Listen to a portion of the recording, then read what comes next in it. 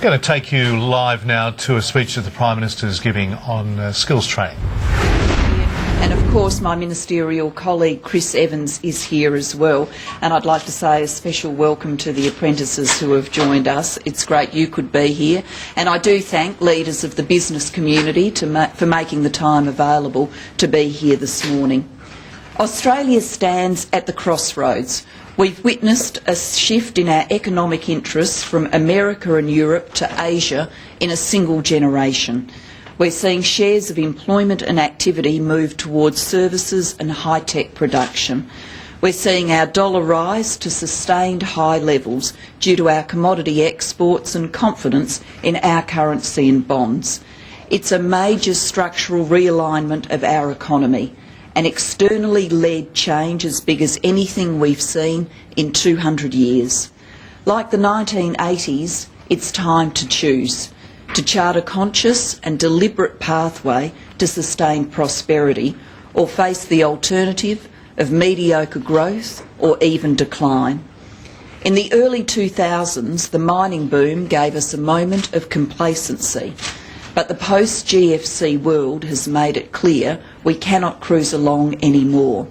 The world of easy money and easy choices that prevailed until 2008 is gone and won't be coming back.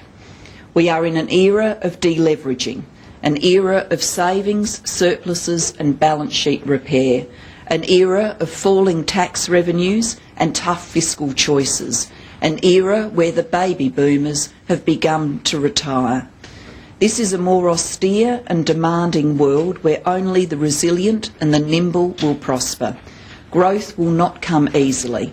Every percentage point of GDP will be hard won. Yes, there is an opportunity in the mining boom and in the relentless rise of the middle classes of Asia.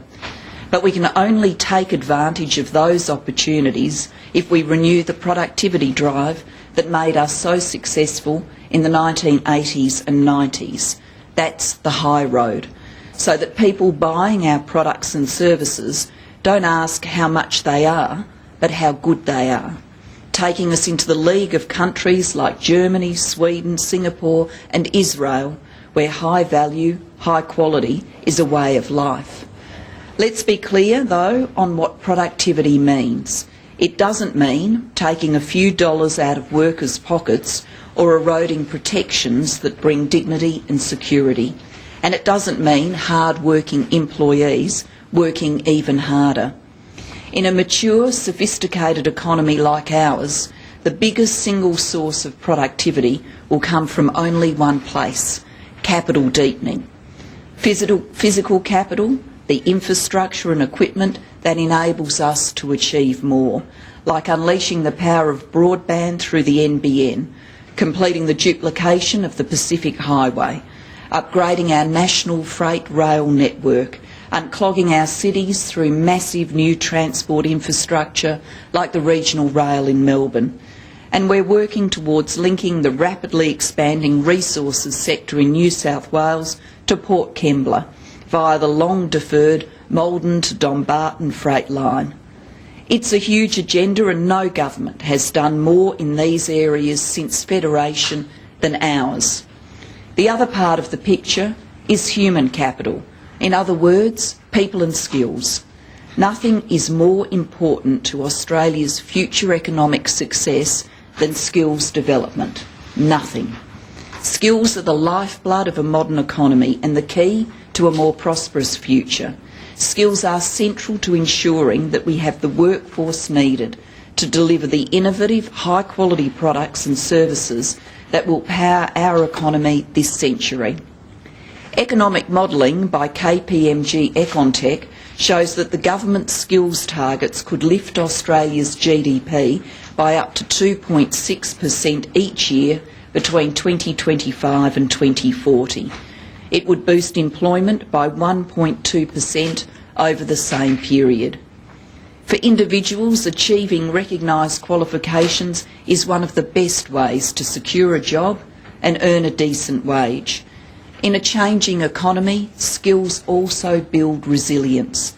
They provide workers with the flexibility to change jobs, apply skills in different contexts and go-on learning. They enable employees to manage the demands of new systems and new technologies. As our economy continues to change, having the right skills and the ability to apply those skills in the right settings will be critical. A few moments ago I used the phrase human capital. It's a dry economic term, I know, but what we are really talking about is liberating the creative capacity of individuals, giving them the opportunity to change their lives for the better. Whether it's kids in the suburbs who have no other social or economic advantages, an older worker looking to change fields or overcome the challenge of redundancy, or perhaps a single mum wanting to get into the workforce. In the past, it was easy for students to leave at year 9 or 10 without further qualifications, and due to the abundance of unskilled jobs or career pathways, they didn't require formal skills to get a job. But now, and increasingly in the future, individuals without qualifications will simply be forced to compete for a diminishing pool of low-skill, low-wage jobs, or else face the demoralising prospect of unemployment. That's not the future I want for any Australian.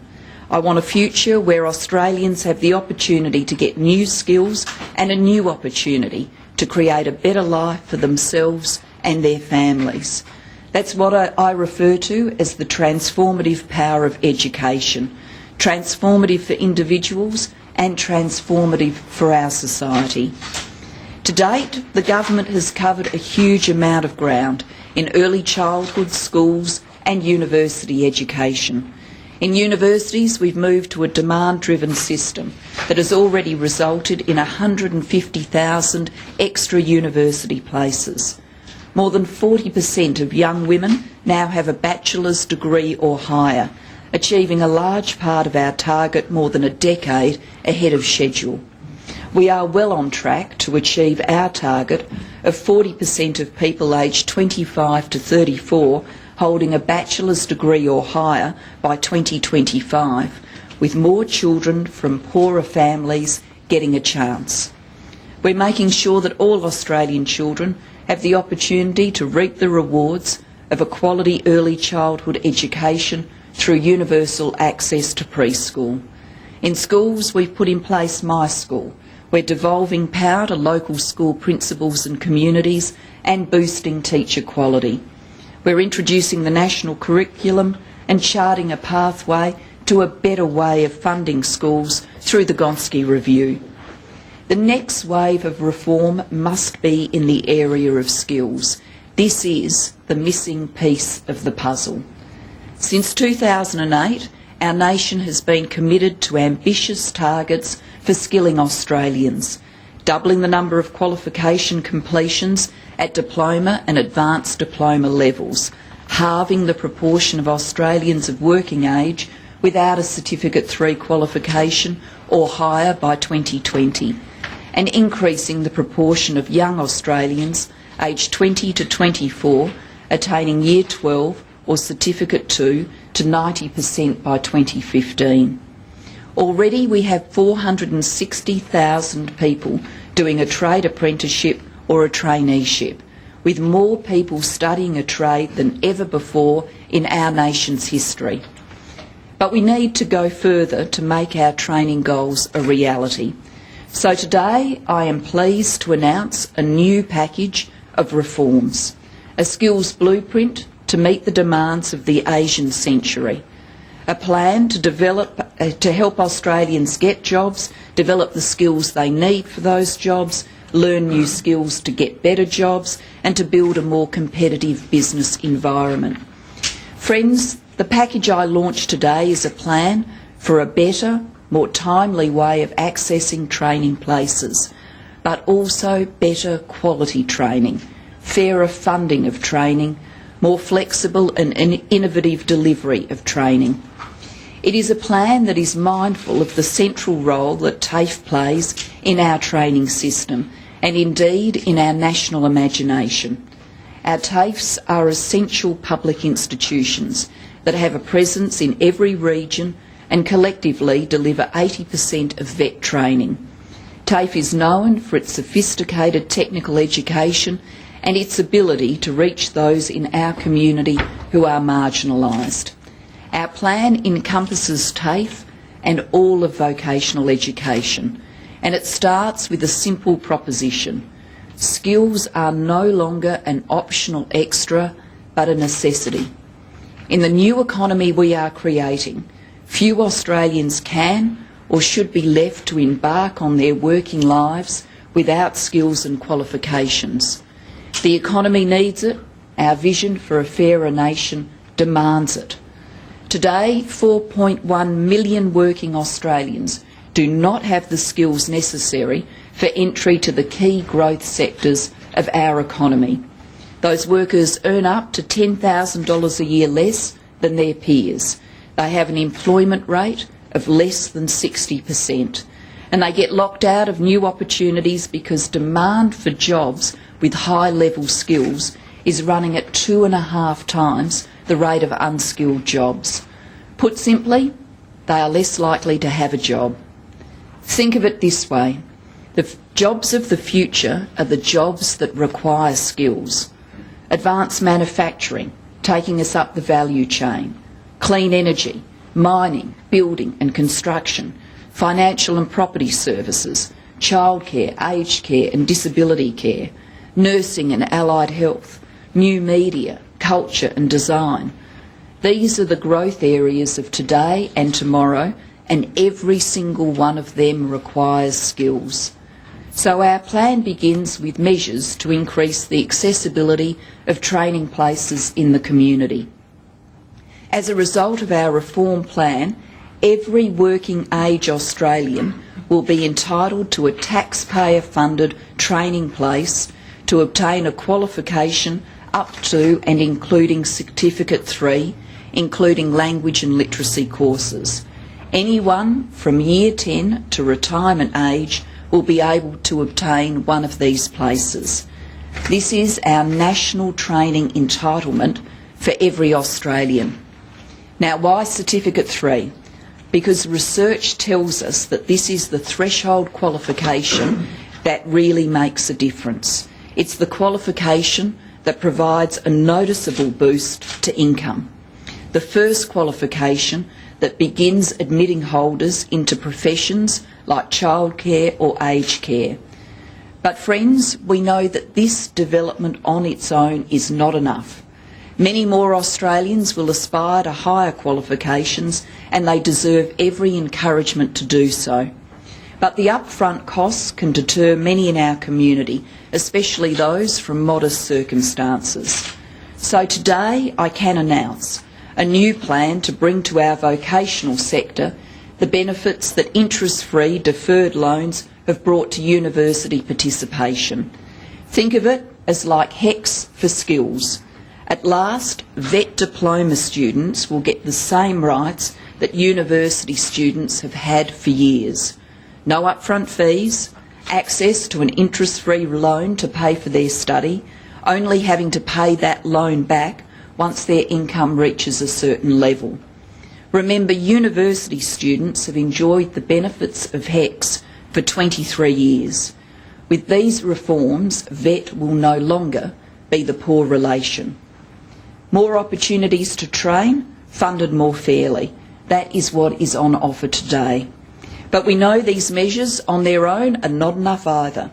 We can't pour extra money and extra places into a patchy and inflexible system. So we also need a focus on quality and a focus on transparency. Already, we've established the Australian Skills Quality Authority to promote higher standards among the nation's 5,000 training organisations. The Commonwealth is also moving to review and improve these standards through the National Skills Standards Council. But we need to go further. To this end, our reform package includes a number of measures designed to support the delivery of high-quality VET training.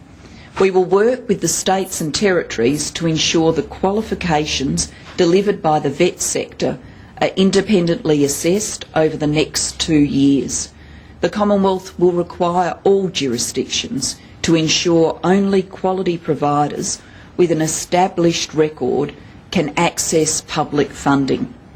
And we will require the states and territories to set out a plan for navigating their TAFE systems through these reforms so that the important role of public providers is maintained. It's in everyone's interest that TAFE remains at the centre of our vet system. Friends, there's one final piece of the picture, and that is the role of students, especially the information and support they receive. We've seen how my school and my hospital are helping to bring choice and transparency to school education and hospital care. The vet sector trains 1.8 million students a year, so it merits the same open and accountable approach. Under the government's reforms, we will establish a single website, My Skills, so people can have vital information on training courses and training providers. Over time, the My Skills website will provide individuals and employers with real-time information on things like course options, employment outcomes, audit reports and fees. We want businesses and individuals to have ready access to information that will allow them to choose the training organisation that best suits their needs. We also recognise that such a big and diverse sector can be hard for students to navigate. So we will introduce a unique student identifier, a single ID number, that will enable students to track the skills and qualifications they have achieved. It will bring all of their training history together in a single portable record, making moving courses or providers easier.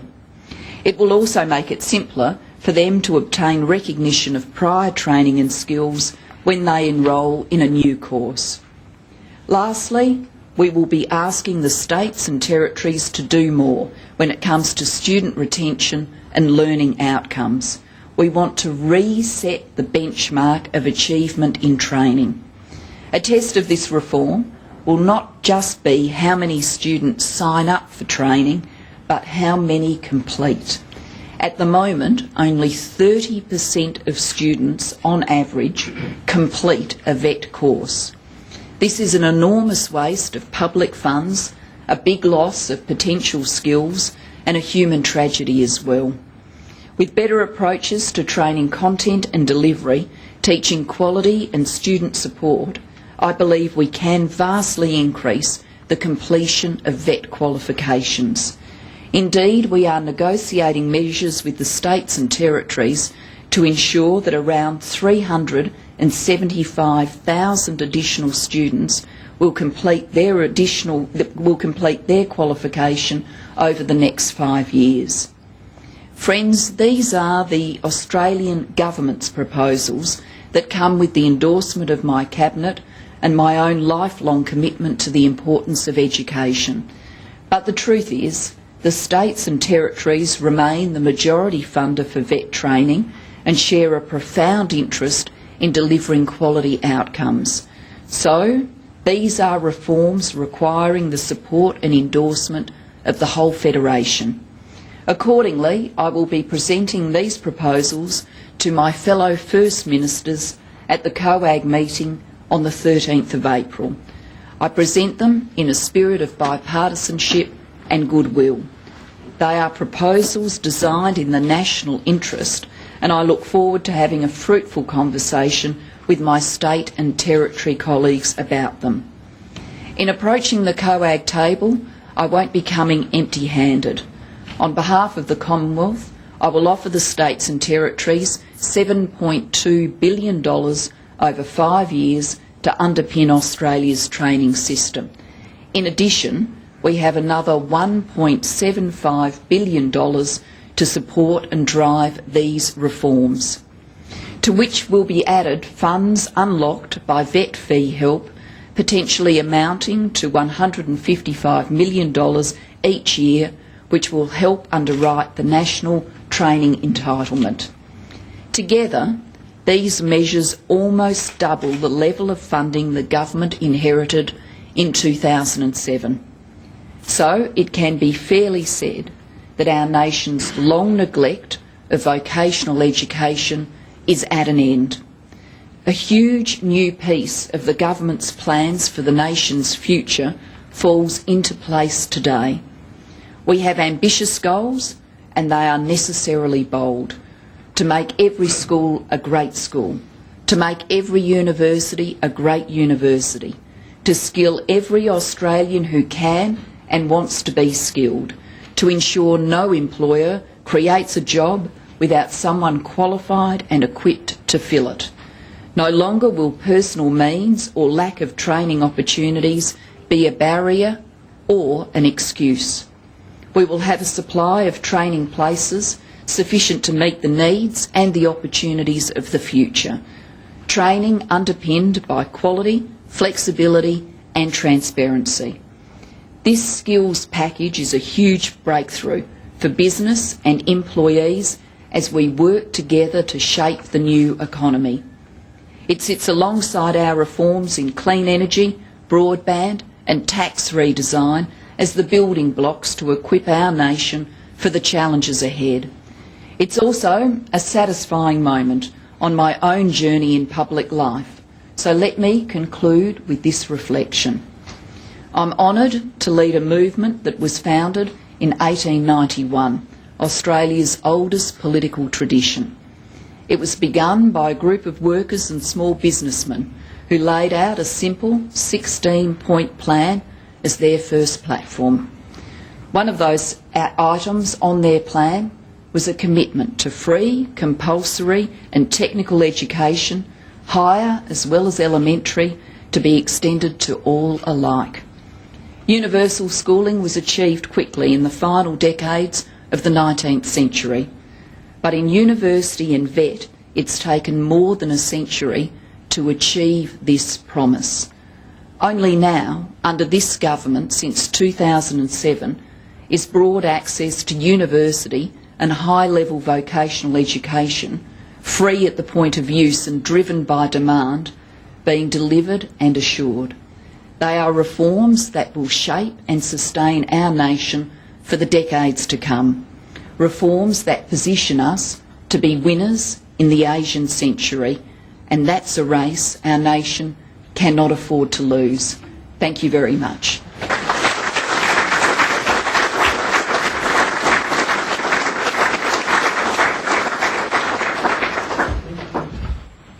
Prime Minister Gillard there addressing the Australian Industry Group in Canberra. Her speech entitled Skills for All Australians. That was the package of reforms that Julia Gillard says is up there for her with the National Broadband Network, clean energy reforms, as a next wave of reform in this field. Now, she confirmed something that we've known for a while, that the government is going to introduce HECS-style treatment of fees in the vocational education and training sector. The Prime Minister announced there an additional $1.75 billion that she will take to the COAG, the Council of Australian Governments, on the 13th of April as part of her plans for vet training and to start the talks with the states, because she's hoping, the federal government's hoping to improve the treatment of training standards around the country, more consistency across the states, and to lift those standards, the teaching standards. And also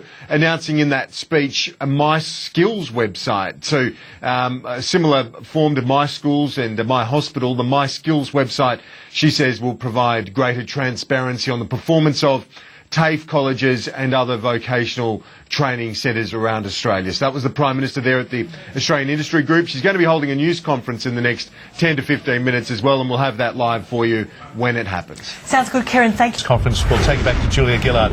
Just begun a news conference of her own. Which means Australians will enjoy the benefit of a national training entitlement, that they will be able to get a Certificate 3 qualification, the first level of qualification that makes a noticeable difference to earnings. It's a package which ensures those studying upper level vet qualifications will have the benefits of income contingent loans. 60,000 Australians will get those benefits, leveraging in to our vocational education and training system an extra $155 million. This is a substantial package being taken by the federal government to the next meeting of the Council of the Australian Governments. It's a package that includes more than $7 billion of support for skills and training, plus the offer of an extra $1.75 billion in order to get the training scheme that our nation needs for the future. We live in times of economic change. It is full of opportunities and full of challenges. But one thing about this era in which we live is absolutely certain. The jobs of tomorrow will be jobs that require higher and higher levels of skill. So for Australians to have the opportunities that they seek for themselves and their families, they will need to secure those higher levels of skills. That's why it's the Labor way to make sure we address this challenge and give Australians the opportunities to grab those new skills and to grab the chance of a better life for themselves and their family that having those new skills gives them. I'm very happy to take questions. Prime Minister, I can't remember the number of press conferences, speeches or announcements I've been to of governments announcing X thousand number of training places. Is this, though, I've never been to one where they announce we're actually going to give you financial support to actually take one of these places. Is this sort of filling in the missing link? Yeah, look, this is the booklet that outlines in full detail the plan that we are announcing today. But I think the features that really make this plan very different from anything that you've heard in the past. It comes with a national training entitlement so that Australians who need a Certificate 3 have the benefit of a publicly subsidised place to go and get that all-important qualification, which is the first level of qualification that makes a real difference to earnings. It's a package which comes with better support for those who want higher level qualifications, the same support that university students have enjoyed for years. It's a package which comes with 375,000 extra completions over the next 5 years, and there's more transparency so that there is more power in the hands of students and indeed in the hands of employers who need to know all about training. So it's a significant package of changes.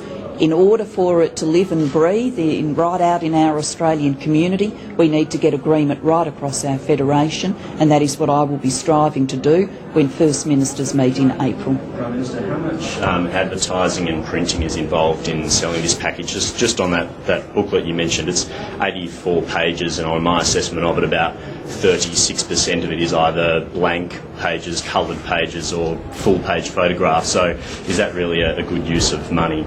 Well, I think people are entitled to know what we are aiming for the skills for the nation. I mean, we are talking about what will give people access to better jobs, higher incomes and indeed more security during their working life.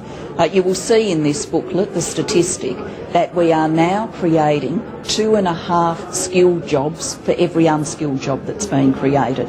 Now that means if we don't lift the skill levels of the Australian community, more and more Australians will be competing for fewer and fewer unskilled jobs. It's a very poor vision of the future.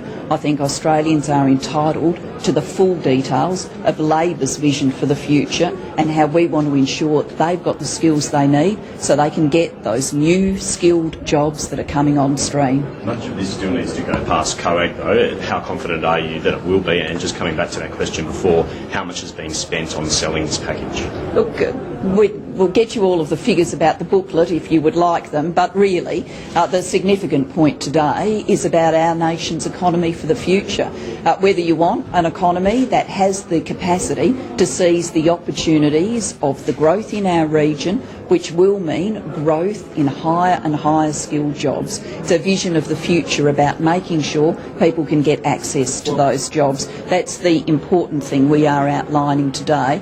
We are taking this opportunity to clearly outline it because as we move towards the COAG meeting, I do want Australians, individuals and businesses, as well as state premiers and territory chief ministers, to understand what is on offer here. This is a package of significance to the whole Australian community. Prime Minister, you've said many times that you want manufacturers to move up the skill, up the what's the word? The Value chain. That's the word. And you've mentioned, I think, again today, the opportunities that lie to our north. How can we be sure, though, that the actual skills that we're training people under these packages will actually deliver on the needs of the economy, not now or 2 years ago, but 10 years from now? Well, we are able to chart, and Skills Australia has been specifically doing this work. We are able to chart where the growth is in the Australian economy and what we anticipate to be the new opportunities of the future. I mean, to mention just a few obvious ones, we know that mining is offering people new opportunities. We know construction has got demands for people with skills. We know that our aged care sector, our healthcare sector is growing and needs skilled workers. And so we are able to identify those skills and respond to making sure that there are more places. This is a system too where students make demands, what place they want, and they'll have more information than they've ever had before about the employability of doing that training, and where employers have direct influence in the system too. Minister Evans, who I will turn to now, has done a lot of work to make sure that employers and their preferences for training matter to our system, and I'll turn to him. I'll just make 3 points in response to that question. The first is we set up the Workforce Development Agency Fund in the last budget, $550 million to partner with industry to train for skills shortages. That money's been rolled out often on a one-for-one basis with industry, and they are putting in support for training in the skills that they know they need. So companies large and small are partnering with the government in addition to the training system to fund to meet specific skills in short supply. The second aspect is that we've worked closely with industry in developing these propositions. For the first time, this government's involved industry in the development towards the COAG process. So there's been a series of round tables that involved industry. There's another one tomorrow, which has shaped the Commonwealth's approach. So very much driven from industry. And the third quick point I'd make is Skills Australia is not just some sort of academic body. It's a body chaired by someone from industry, Phil Bullock, with a great reputation. But also we've had the leader of the AIG and ACCI on Skills Australia, together with economists and other industry leaders. They're driving Skills Australia's work so that industry has a clear appreciation of what the skills needs are. We're not training for training, we're training for jobs. Prime Minister, do you think the opposition should have given Craig Thomson a pair for the entire week, or is it fair enough that they want more information on his medical condition? Look, it's a normal practice to extend pairs to people who are unwell. As for the details of this matter, that's worked out between the Chief Government Whip and his opposition counterpart. Do you agree with Bob Carr's comments about Papua New Guinea, or are you embarrassed by them? Surely the situation could have been better handled. Look, Senator Carr has made it clear that some of his remarks were taken out of context. We have a partnership with Papua New Guinea. We are supportive of its move towards elections in the normal time cycle, and indeed we have agreed to provide both election expert support, people who are trained in how to run elections, as well as some defence assets to assist with getting ballot papers to where they need to go, given the nature of the terrain, so the ability to fly around. Prime Minister, You're not embarrassed by the comments? You don't think that would... Mate, I've responded to your question. Prime Minister, Penny Wong and many other government ministers are frequently, I think, and yourself, I think, frequently demanding that the opposition tell us where the money is coming from. That is, where are their savings? They refuse to do so. If that's a reasonable question to ask, then, and you think that they should answer that, can I ask you what savings are in your budget? Oh, well, you'll see the budget on budget night, and if Mr Abbott wants to say he thinks the right time to publish his savings is in his budget reply speech, then that's fine by me. But he's got $70 billion to account for, and I think it is important that the Australian community gets to understand what services to Australian families are going to be slashed to fill this $70 billion gap. Well, more generally, are we likely to expect, I realise that was a partly facetious question, but are we, without detailing actual cuts, given the savings task in front of you to meet the surplus, should we expect that there are going to be significant cuts in services in your budget? What you should expect is for the government to continue to take the prudent approach it has to government spending. We have been matching government spending with savings now since mid-2009. We continue to focus on what is the right thing to do for the nation's economic needs. And I do want to make this point. It's in the interests of the Australian economy and the Australian people that we return the budget to surplus in 2012-13. That's in the interests of the Australian nation. And so, because it is in the interests of the Australian nation and the interests of Aussies and their economy, the economy they participate in by having jobs, we will get it done, and it will be completely transparent to people on budget night how we have done it. We are saying to Mr Abbott, with his plan, which he is clearly seeking to keep obscured from public view, to cut $70 billion from services, that he needs to detail where those cuts are coming from. Australians are entitled to know, is it coming out of pensions, is it coming out of health, is it coming out of education, is it coming out of all of them, how much, what will they lose? They're entitled to have those questions answered. On the mining tax, you mentioned that today. Are you any closer to a compromise with the Greens or the Coalition on the tax cuts related to the mining tax? And on a separate issue, what did you make of the HSU report, and do you agree that perhaps the members of the HSU now have a case to want further attention taken to the financial management? I'm not going to comment on matters where there are further processes involved. On the company tax agenda, we continue to be determined to provide Australian businesses, large and small, with a tax cut. Mr Abbott appears to be determined to deny those businesses a tax cut, and he wants to impose on 3,200 businesses extra tax. So we will bring that legislation to the Parliament, and as I said last week, I think it is a truly remarkable thing that the Liberal Party will sit in the Parliament and will vote against a tax cut for Australian businesses. But under Mr Abbott, with his negativity, that is what they are intending to do. No closer to a deal then? We will bring the legislation to the Parliament exactly as we outlined, and the position of the government is clear. On parliamentary proceedings, the real question is Mr Abbott not supporting a tax cut, despite everything he's ever said about how desirable tax cuts are for businesses. Thanks very much. Thanks, Prime Minister. The Prime Minister, Julia Gillard, there, fleshing out her announcement on vocational education and training, additional money for the states, a bit of a carrot, if you like, $1.75 billion on top of $7.2 billion across the states to try to convince them to sign on to these new reforms that the government is trying to introduce. Julia Gillard there saying that it wouldn't work unless all the states were on board. She also